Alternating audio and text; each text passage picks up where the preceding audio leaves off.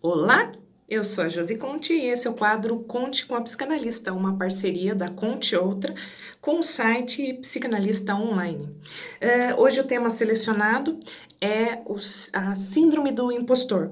A síndrome do impostor, ela é caracterizada por uma característica, por alguns sintomas. Não é uma doença daquelas que a gente enquadra na classificação internacional de doenças, que você coloca lá um CID, mas é sim uma característica, né, uma síndrome, um conjunto de sintomas que mostram que a pessoa, de alguma maneira, sente um desconforto, algo que lhe faz mal. E o que é a tal da síndrome?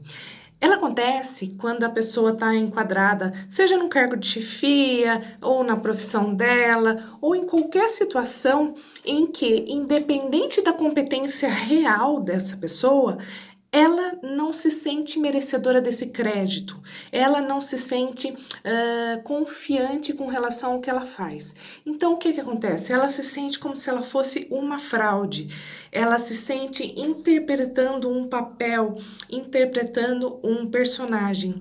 E isso faz com que, além do medo, do desconforto, que ela sempre fique muito preocupada, achando que ela pode ser desmascarada. Às vezes essa pessoa começa a usar de subterfúgios, de evitações, para que ela não entre em contato, para que ela não seja avaliada. Isso pode, inclusive, prejudicar a carreira dela, prejudicar a vida dela na esfera em que isso acontecer.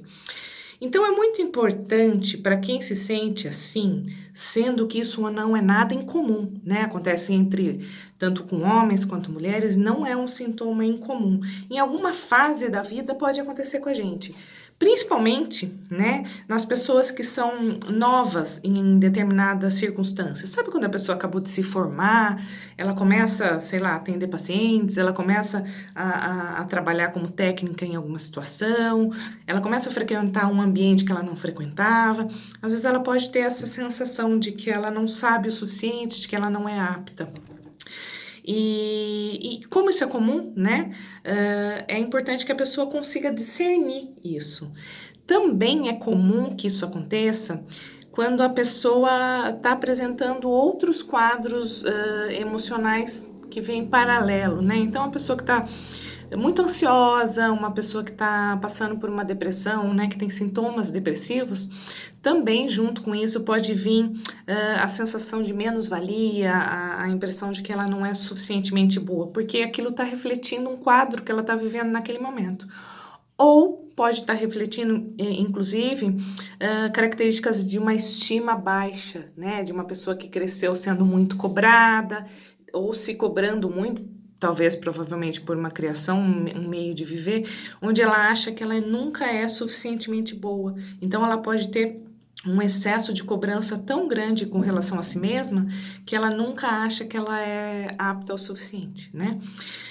Para lidar com isso, é importante que a pessoa tente entrar em contato com o que é verdade, o que é uma maneira de pensar, né?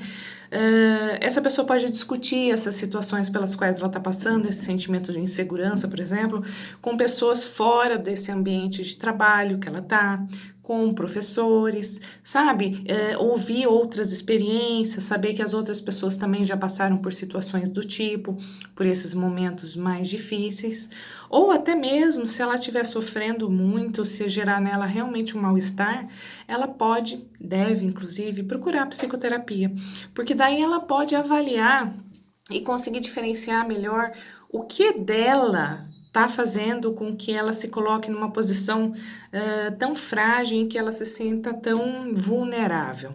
Então, a psicoterapia, a conversa com pessoas de confiança, outros profissionais da área, amigos, podem ajudar a dar uma visão mais em perspectiva, né? Porque a pessoa, por exemplo, quando ela está muito insegura, ela foca, ela tem um hiperfoco naquela situação que lhe causa ansiedade, que lhe causa medo.